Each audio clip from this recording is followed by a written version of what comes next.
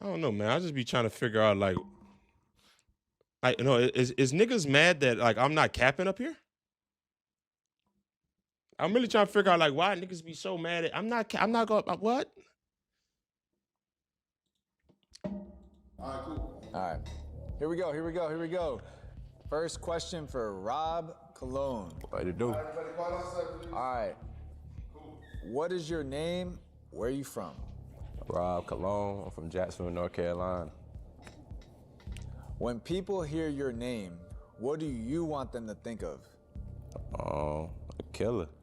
A guy that don't really speak too much, but he go on the court and just kill. Hey, the glass is fire, Brody. No funny. Built a massive reputation online, but who is Rob behind the clips and the highlights? I'm a chill guy. I feel like, you know, I be goofing off and stuff, kicking it with the homies all the time. So, I don't know, I be chilling. I don't really be getting into much with all the trash talking and whatnot. Of course, I'm confident in myself, you feel me? So, I guess sometimes that gets misunderstood when I react back to something that someone else say. So, just a chill dude, real talk. If you could describe your game Hey, the scenery fire, Red Eye Media, for both interviews. Good job. in one word, what is that word and why does it fit? Amazing. Wait, what? Your game in one word. The self What glaze that is word and why does crazy. it fit? Nigga, nigga looked up at the. Brody looked up to the sky, imagined a 40-foot made shot, and said amazing. Amazing.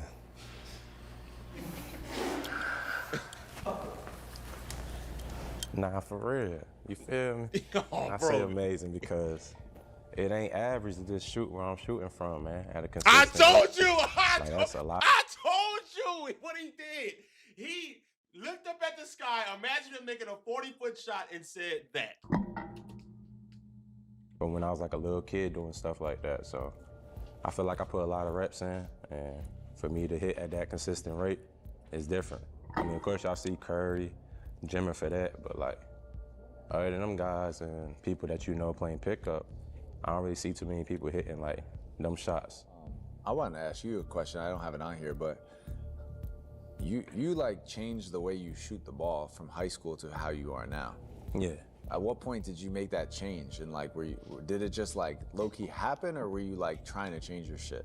I was trying to change it. Like I always wanted my guy hand to be like, stop moving and stuff. Like one point I used to shoot with two hands kind of. And then I used to shoot from the left side.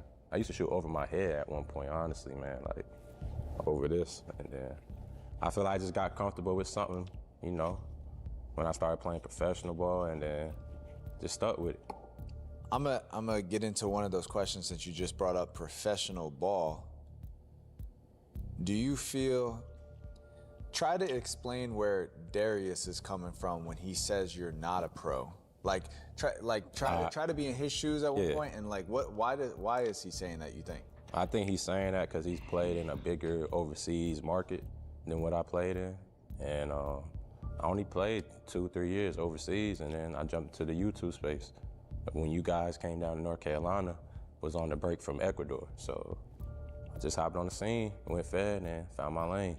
So I feel like he's just looking at it like, if he's so talented, how come he's not doing the things I did in the pro leagues or overseas? And honestly, it's just, to be honest, we don't got the same route like them. Some people, they got coaches, they got connections with some other people. And he played pro like 13 years ago. When he was playing pro, when he started, I was in high school. You feel me? Like, it's just different. Times is different now. Things is different, you feel me? So the pro world that he got introduced to is not the same pro world that's going on today. Do you feel that if you had stuck overseas playing in the leagues that you were playing in, that you like inevitably would have ended up doing all the things that he had done, so you just are taking a different path? I feel like I'm just taking a different path. Like, if I would have stuck with the overseas grind, I feel like right now I probably been trying to like get big or something in Europe or something of that nature. I stayed in South America for most of my overseas career, so I definitely would probably move from that country to another one just to try to build that resume and just keep going higher and higher. Where did your journey start with basketball? At what age did you start playing, and why did you pick up a ball? I started playing basketball when I was 4, for real. My mama, she had one of the little Fisher-Price goals for me when I was a little kid. I shot on that, and then when I got to like 6, 7, we didn't have no basketball hoops. My grandpa, he had like a tree over in the backyard of my grandma's house and whatnot. And he built the backboard on the tree, got the rim, and I shot on that for a little bit. And then as I got older, I just fell in love with it. I was playing other sports, but basketball was just my niche. Okay, going into the next thing. What made you want? That's where it come from, bro. Why do you feel like your game is so enjoyable to watch online? And you know, the fans say that too. I feel like I'm showing flashiness with the shots I'm taking. I'm not just spotting up and shooting. Through legs, behind the back, step back from the logo. And I'm hitting it with defender. I don't know, I feel like it just looks different on the YouTube scene. I mean, people see Curry do it in the NBA, but seeing it one-on-one basketball, I think it's just a little different. And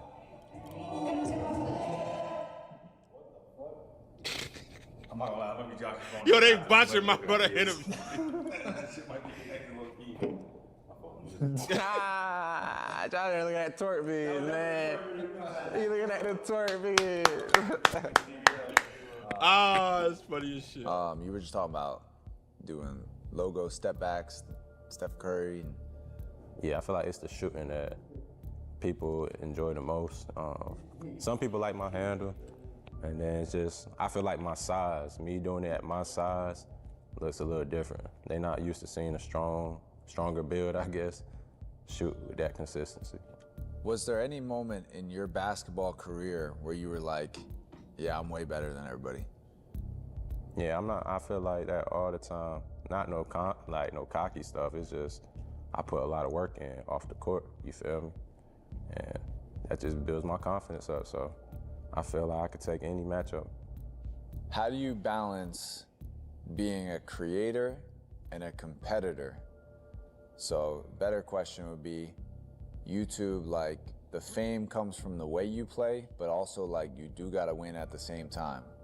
So, like, what's your thoughts on that? I think, I feel like the reason why, you know, people rock with me the most, well, not the most, but like, some of the fans is kind of crazy, as y'all be talking about in the group chats and stuff, but I think they rock with me just because I'm real genuine and real humble when I'm hooping. Like, I ain't talking crazy. I ain't disrespecting the game of basketball. I ain't out there just hacking people. You feel me? So I feel like from a viewer, if they just watching that, then it's good hoops. That's a good. For me, if I was watching someone like that, I'm like, yo, he hooping, he nice.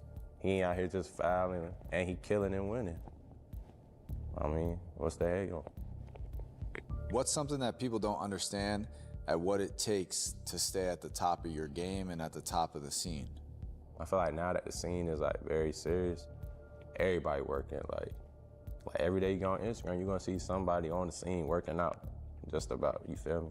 And I feel like that just makes everyone else in the scene go a little harder. Everybody wanna get to the top spot. Everybody got their own opinions of the top spots and stuff. So I feel like you just gotta keep working hard and never get comfortable, honestly.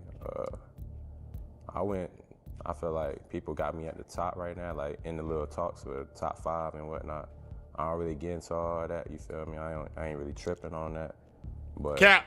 just them showing love like that. Cap.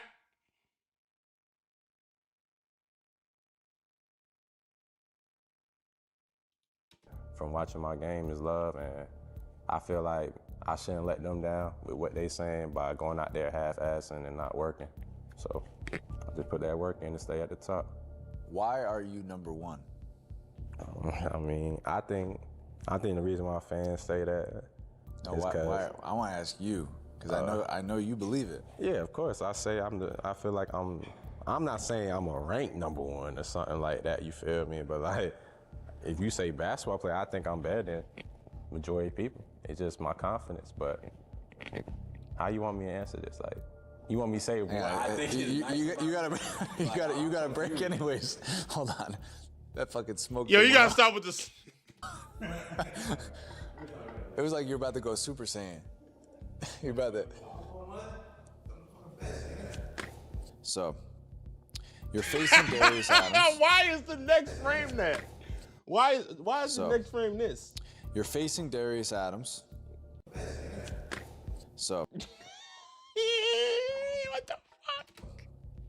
You're facing Darius Adams. You know, maybe not everybody knows about him, but he's definitely one of the most respected overseas guys that's out. Huge career in the EuroLeagues, huge career CBA, all-time leading scorer, or top 5 all-time leading scorer in CBA.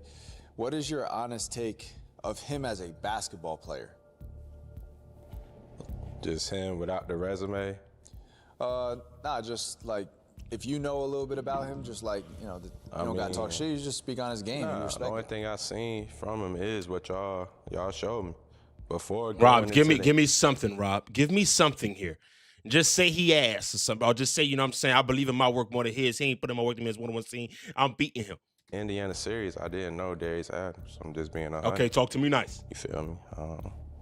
But y'all showed me his stuff. He get bucks. He went crazy in CBA. I mean, I've been in China. I ain't playing the CBA or nothing. But they love saying CBA players is this and that. So obviously he got a respectable name, man. He did a lot in the overseas world. So game recognized game. I was talking to Moon in his interview, so when you guys were in China, you guys were playing against a lot of the CBA guys. Yeah. Right? And Moon was saying, Moon was a little less friendly than you're gonna be, but he just said, like, you guys cooked a lot of CBA guys. What level? What level of CBA?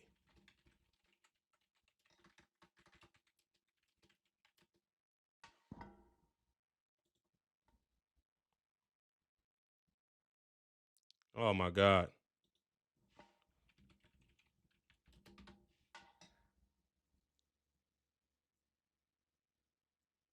What tier?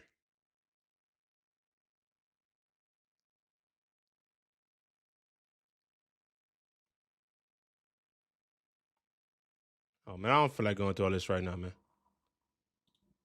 Guys. Yeah, we did. We definitely got at a lot of CBA teams. Not teams, but like players that played for them teams. Yeah. I mean, What do you feel like you don't know a lot about Darius's game. You've seen what you've seen online. But where do you feel like going into this matchup is going to separate you and Darius the most? Like if you were a sports analyst and you looked at this game, like, you got 3 things that you would say as to why you're going to win the matchup. Why, like, if you're speaking, why is Rob Cologne going to beat Darius? I say speed, like strength and speed, and experience. Like, yeah, he got more pro years than me, but I got more 1v1 games than him. I got more pay-per-view appearances than him. This is my, what's this? My 4th pay-per-view. Been on every single one, damn near. YouTube scene. So technically, I'm gonna have the most Except for Undisputed appearances on the YouTube scene when this game happens. So I just got more experience. Do you feel any pressure to defend the YouTube community from the pros that are looking down on it? Nah, I don't really feel no pressure, man. I told you. Once I took that first L, ain't no pressure, man. It's just go kill, have fun with it. I feel like, you know, I ain't got no CBA is the best league in China. Copy. Thank you for that. pressure.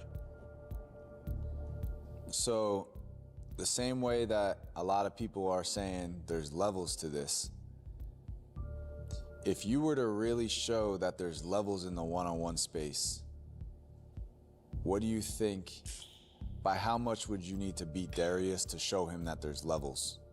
I probably have to beat him by 10 plus, 15 plus. I mean, a guy with that type of resume, he's always scoring 40 points. If I could keep a guy that gets buckets and is known for being like a leading scorer in every league he touched, He talking right now. Him under 20. This Man, is Rob way of talking. This is Rob way of talking. For sure. On what side of the ball will he struggle more? This is Rob's On way of offense talking. or defense? I'm gonna say defense. I mean, he is a scorer. I mean, only thing we gonna see of highlights is him on offense, you feel me? So I'm gonna go with defense. I ain't seen it, you know what I'm saying? I ain't seen him guard nobody for real. So I gotta say that. Hearing all the stuff that he's been saying about you, does it in any way fuel you up, or are you just brushing it off? I don't know.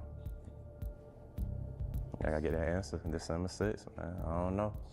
Is there a chance that this matchup will be the worst pay-per-view loss on the card? What you mean by that? Do you think that you'll beat him? Is there a good chance that you'll beat him the most out of anybody on the card? Great question. I don't know. Ah, come on, Robert. I don't know. You gotta see December 6th. I ain't saying too much. I keep receipts. 22 new members today, So man. I love Darius said y'all. I love specifically y'all. in his interview, he said they're calling him Thanos, but he's just saying you cannot be Thanos if you're not number one. That's his opinion. What's your thought? Yeah, I mean, ain't nobody went back-to-back pay-per-views in less than a month against two arguably top 10 guys. Yeah, talk to him. Went Yeah. back-to-back, no break. Yeah, talk. You've been in front That's of what I've millions. been waiting on, nigga. Damn. Give me something. Give me a sound bite. Of people watching your videos. Do you ever feel pressure? Yeah, I do be feeling pressure sometimes, honestly. Like, I know I can't have a bad day. I feel like I just feel like everybody sees me do so many amazing things that, like, if I even come out looking average, that, you know, people are just gonna think I fell off, or, oh, Rob. They're gonna think something extra, and it's not nothing extra, it's just me probably having a bad day or something, you feel me? So. When you're preparing for a one-on-one, what's like the number one thing that you're focusing on throughout that training? Shit. I don't know. I really can't really describe what I focus on. It's based off the matchup, honestly. Like, if I play a guy that's gonna play real up, then I got prepared for something else on the offensive end. If I play a guy that's gonna back up, I mean, a lot of guys not backing up, but like certain people try to force me certain ways. And I don't know. I just prepare my own way depending on who I'm playing against. Specifically to your game, what is one thing that you feel like you have the most room to improve on? The most room to improve on? Mid-range pull-ups. Still can always improve on that. I ain't gonna lie, I'll say taking bad shots. I'll take bad shots sometimes in the 1v1 space. Just knowing how good my shot is, I feel like my shot selection could be better. Like, I'm strong. I could use my strength a little more in 1v1s, like go get easier layups, play off 2 feet, do things like that, pull up in the mid-range area, do things, you know, rather than just relying on my 3-ball so much because I'm hitting it. I feel like I could end a lot of games a little quicker if I mixed it up a little more and been more, like, decisive. I've been hearing a big plan is to muck this game up and put you through all the physicality, because, you know, he relayed back to your first pay-per-view opponent with Scoob. And what would be your response to just, like, if he comes out on some straight muck it up shit? We in North Carolina. You're gonna leave behind a legacy when this is all Oh, man. Shit. said and done. Damn it. What do you want people to say about Rob? Honestly, I just want to remember me as the guy that just, you know, kill it and doing his own thing with it. Not really boasting about it. Like, that chill guy that's in that mode. Like, you know what I'm saying? Off the court. I ain't I ain't on no weird vibes off the court. I ain't out here trying to pick sides with friends and stuff. I hang out with everybody, so I'm a chill dude, and I still be frying on that court killer. I want people to remember me like that, for sure. If you could talk to your younger self, is there anything that you Yeah, I don't want to hear that question. advice? It could be much he's talking. Everybody's gonna expect him to be this like crazy offensive talent. So you talk like that, you gotta, back it up, man. So based on that, do you honestly think he'll earn the respect of the one-on-one space? I don't know. Oh, yeah, Rob done. Rob, we done. Holla at you, Rob. Holla at you, Robert. How we out here, man? Yeah, somebody told me LP live. I definitely want to see what LP talking about.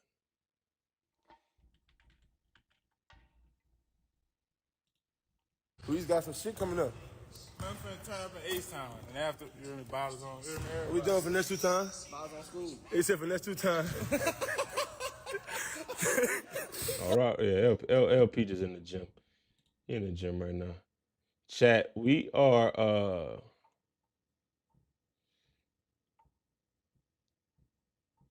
4 hours and 42 minutes in. I'm gonna sign out there. It's been a long live, and I will see you guys in the next one. I appreciate you guys tuning in. Love you guys. In the next, I'm saying right here. This YouTube lane, going, EuroLeague in college to Division II to overseas, and to EuroLeague in Europe, whatever. So, here to make a name in this YouTube lane. See, that's different rhetoric already. I'm curious to see what else he has to say, because I will keep it 100 and tell you if he's an appreciative pro or if he's an unappreciative pro. What a real pro like. How did you first fall in love with the game? I fell in love with the game at a young age. I took a liking to it once I started realizing that I had skills. Growing up in the Boys and Girls Club, we play against all the guys in front of the whole Boys and Girls Club. So that always stuck out to me, to come out, perform, and, I wanted, people to want to be like me or whatever. So that inspired me to, start hooping. And then one of my friends, he ended up showing me Allen Iverson at the time. I just tried to model everything after him after that. The attitude, from the swag, the way you play, the way you dribble, practice, the whole attitude, everything. So I just try to mock my game, or, after that, small guards, but you get up, you go in there with the trees, you fight against anything, lion-hearted. If you could, in one word, what does basketball mean to you? Everything. My love for the game, it took me places I never imagined, took me across the world. It, gave me a platform to provide for my family, get my mom and them out the hood, get me out the hood, just gave me that motivation, that hope. I never dreamed of going overseas to, play basketball or whatever. So, to be able to do that, and then, for people to recognize me or recognize my talent, it mean everything. So I appreciate the game, and God for giving me this talent. Now kind of getting a little to the backstory and the journey. In order to get to where you are today, what were some of the biggest obstacles that you faced? Just like the day-to-day. Bro, when you talk about Rob, bro. You couldn't do both, high school. And see, eligible. So, so I went on to do that. I went to it was 5. Then again, because my ship or whatever. So I did that. Went on to get Player of the Year at Lincoln College. Got 3rd in the nation playing or whatever. And then I went to D2. My coach, Stan Gerard, he used to, show up. He knew I wasn't gonna go there because, growing up, Division II wasn't like the thing. Like, I know I'm a Division I player, so I used to kind of laugh at the letters with my friends and throw them out. But one thing that stuck with me was he kept showing up even though he thought I was never gonna go to a school. So just showing that relentlessness, that love, and like, I'm gonna show up till you decide somewhere else. So I went on to do that. I went to University of Indianapolis, which brought me here to Indianapolis. And I led every category in scoring, assists, steals, rebounds. My junior year with 19 points, and then my senior year I averaged 24 points and led everything too. And I ended up getting All-American or whatever. So that's tough. So from that college stuff, I went on to go pro. I started my pro career in South America, which I went on a tryout. So when people see where I'm at now, they don't know like the journey that happened before that. I went to Venezuela on a tryout. It was 5 players. I'm the only one who got, chose. One of the guys who was with me on the tryout was one of the famous dunkers. I think he on Flight Fest. His name Guy Dupree or whatever. I can already tell this is going to be an appreciative pro. He's going to respect the space to the utmost degree just based on his journey on how to get to where he was getting to. Any guy that has to try out, make a name for himself, and then has to climb the ladder is more appreciative for any opportunity that he gets. He was there, Guy Dupree, when I played or whatever. Shout out to him because he stole my shoes, but we remember that. But yeah, so I went on and did that, and then after that, one of my teammates ended up, kind of helping me get with a different agent, which took me on to Europe. Started in Ukraine, second in scoring in Ukraine, and then went on to France to finish the season, then Germany for a full season, which I led the league in scoring there. And then after that season, I got guard of the year, and then I went back to France, played for Orléans for maybe a couple months. Got my big game against Sevilla in Spain. They had Porzingis and Heron Gomez as the bigs there. I had a great game against them, and then I got bought out by Baskonia, which I was on the team with the likes of Mike James. We ended up going to Final Four. I led the Spanish League in scoring as well. And then I took my talents to China, man, trying to make it to the NBA. That was my whole goal, was to make it to the NBA. I didn't get signed that summer, so the trajectory was to get to the NBA. So I ended up going there my first year, win a championship with Andre Blatch, who played with Paul Pierce. He played with KG. He was drafted by the Wizards. That's just been my story, man. Yes, it paid off later, but it was always a constant grind, which is still. Not gonna lie, this guy's a serious problem. This guy's a serious problem.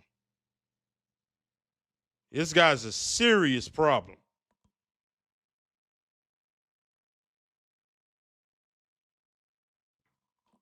Based on that journey. I'm talking about in the pro space. I don't know how he's gonna be in one-on-one, but in the pro space, he's a serious problem. Still a constant grind to this day. That's why I say when going against these guys, I don't look down on nobody. It's basically just to give motivation, but I still am who I am. I don't think it's nobody that's been on every level that wasn't considered like NBA or top Division I or whatever. So I feel as I'm could be a spokesman for the underdogs. That's what I'm rooting for.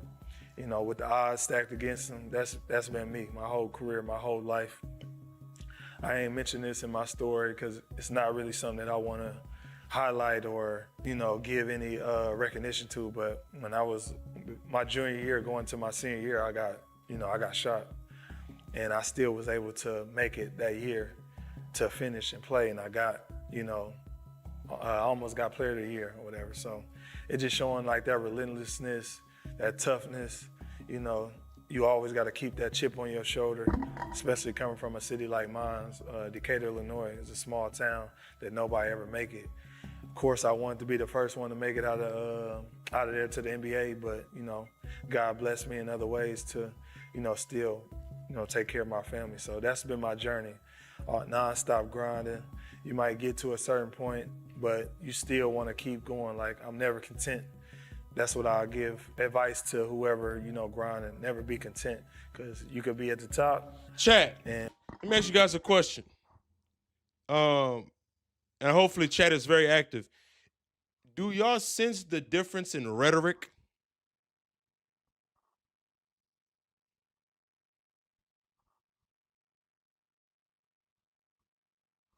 And, somebody come pass you up if you ain't ready. So that's my motivation. That was a lot. I never really told my story for real, so. Yeah, there's gonna be a lot of people watching this. This is perfect. Yeah. I had a question, but off camera from this. I heard Andre Blatch was like a bucket. What? Crazy bucket. For being a big, but crazy bucket. He got guard handles. That wasn't the time for the bigs for the bigs to come he could bring the ball up, he could pass, he could shoot, he could dribble, he's 7 feet. So he could do everything or whatever with the ball. So before it was the Wemby and all them doing all this, the stretch 4, the stretch 5, whatever, he was doing that. So big shout out to him. I used to tell him all the time, bro, why are you here in China? Why are you here? But, I don't know. You're facing Rob, who we believe is the #1 player on YouTube. What's your honest take on that? Do you believe he is? What's your thoughts on Rob?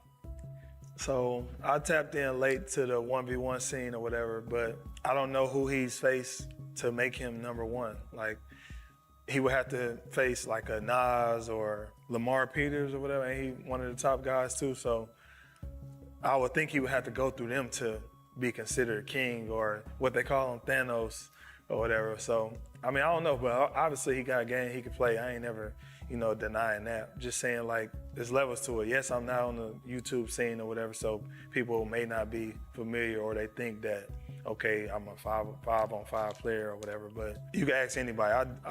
Whether it's 5-on-5, 2-on-2, 3-on-3, whatever.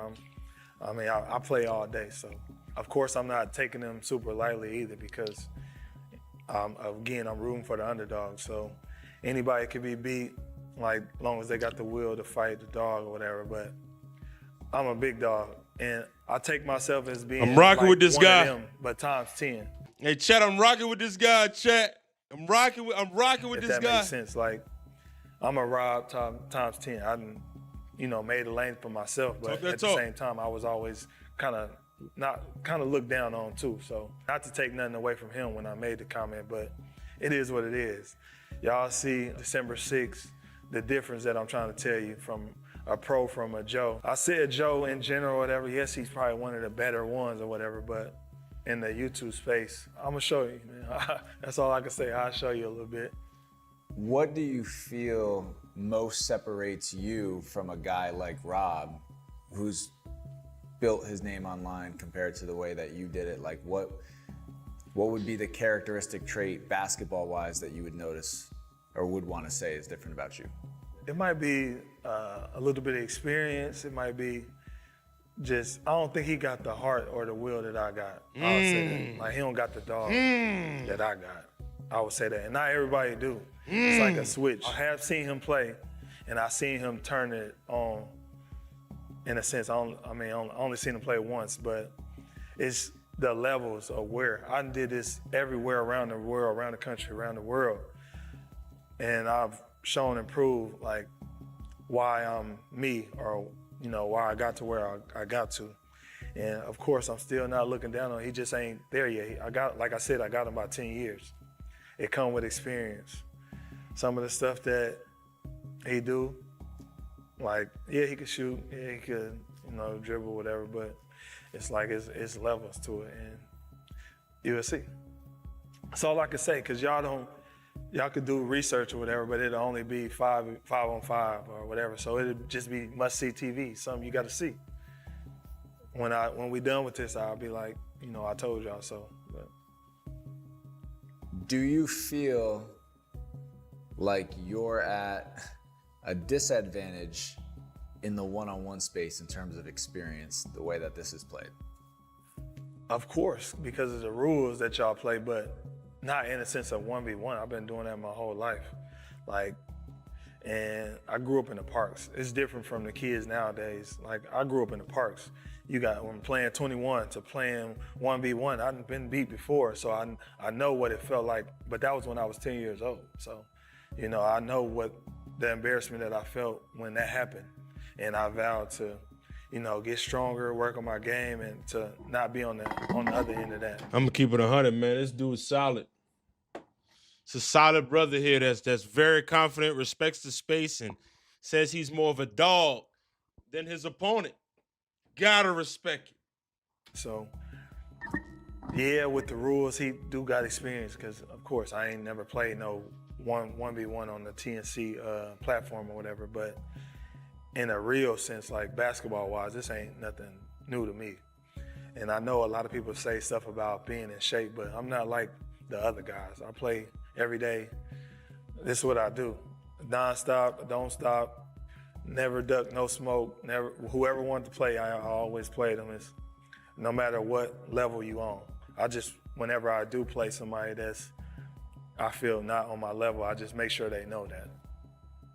How do you feel that this matchup fits into your personal story? And what does a win here prove necessarily, but more just like, this is just another step in your basketball career, and like, I guess more so what's intriguing about it, and what are you looking to prove something to yourself? Is there still a chip on your shoulder to prove something to others? Does this fit into your story in any way? Before it was cool to score, I've been scoring. Before it was, cool to get buckets. Like now, everybody averages 20 points, everybody want to score, everybody gets buckets or whatever, but I grew up in a time where that wasn't cool. You can do it, but you gotta kind of take a risk, because you'll be right on the bench if you do something the coach don't want you to do. You gotta pass the ball in the post. So this would just be something that I always done. So this is my lane too. I won't be boxed in. Like, it's not just a 5v5 or whatever. I don't let nobody put me in a box. They don't think it could be done. They don't think I could do it. They think I'm too old, or whatever they want to say, whatever the naysayers say, that's what I'm here to prove them wrong. And I always had that chip on my shoulder. It's like when you in the gym and somebody talking shit to you, what else you gonna do to shut them up? Check ball, shut them up. So that's what it is as far as this 1v1 scene. Well, man, I'm not gonna lie. I'm really liking what I'm hearing. I know I'm being redundant, but I'm really liking what I'm hearing. He's not letting the age be an excuse.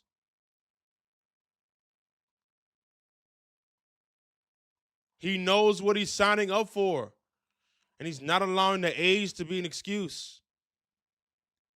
Chat, believe it or not, this guy's saying a lot of the right things.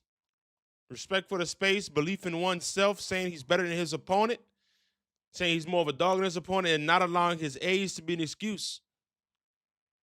Trying to prove the naysayers wrong is in the forefront of his mind. I like this, man.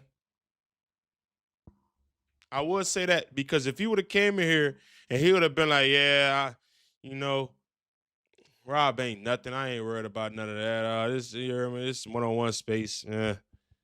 Oh, we would have been at his head. I would have, boy. And it's like, I came to a game, and yes, I'm a fan of it now. I like how this space is growing. They shine a light on people who didn't make it probably to the league or big time college or overseas or whatever. So it's giving light to basically the hoods, because a lot of these guys come from, the hood or whatever. So I rock with that, trying to incorporate the pros versus the ones who was just maybe a step away from making it. So, just to show them that it's levels.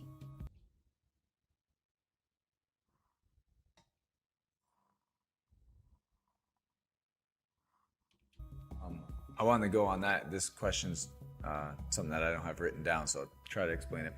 But there's a narrative that goes around that they say that one-on-one's not real basketball. And even there's, professional guys that look down on it, that say, like, why do you think they are looking down on it? Are there things that you think need to be changed?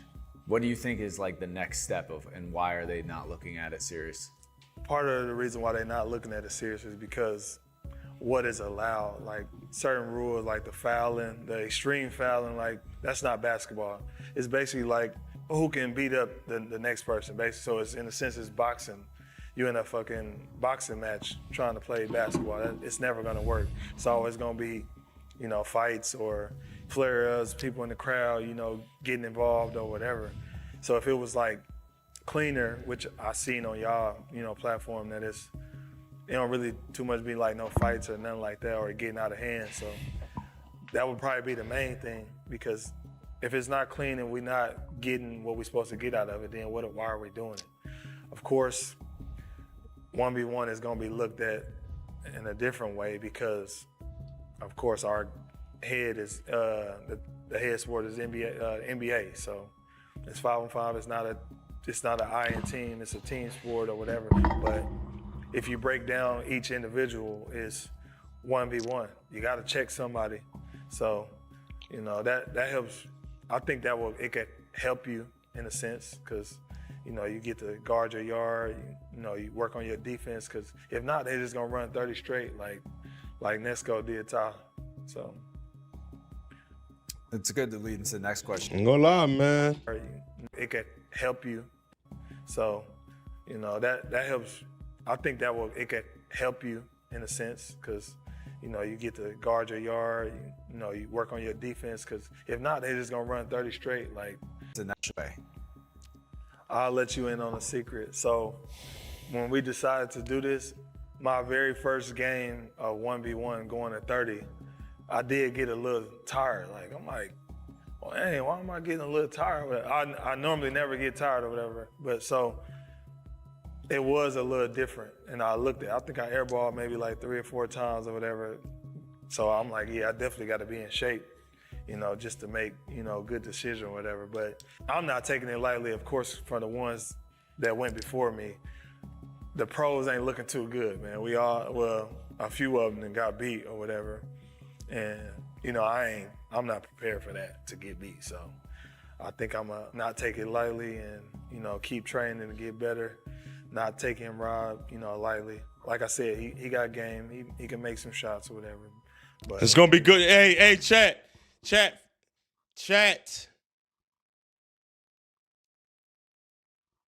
Hey, the mentality a little bit different, man. Gotta give him credit about his mentality going into this game, chat. I'll make sure I'm in shape and ready for it. How do you lock in mentally when the lights come on? Like I said earlier, it's a switch.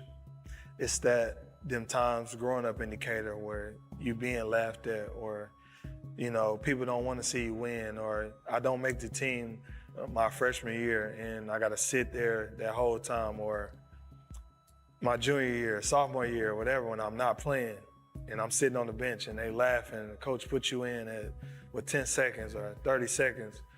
It's those constant reminders that I never want to feel that again. Like, and I took that with me, like, throughout my pro career. Like, you can ask anybody that I ever played against or teams I played with, even if it's pro-am, it's city leagues or whatever, I never want to come out the game.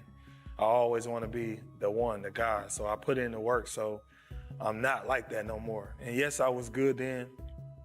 I had talent then, but sometimes a coach don't see it. So what do? You make it to where it's undeniable. So taking all that in accountability of everything I've been through, what I worked through, I could go to countless countries that I played in where you had to deal with adversity. I had to go in China during the quarantine. You had to be in a hotel for 14 days straight. Can't come out. They give you 3 meals a day. And then when you get out, you got to go and perform.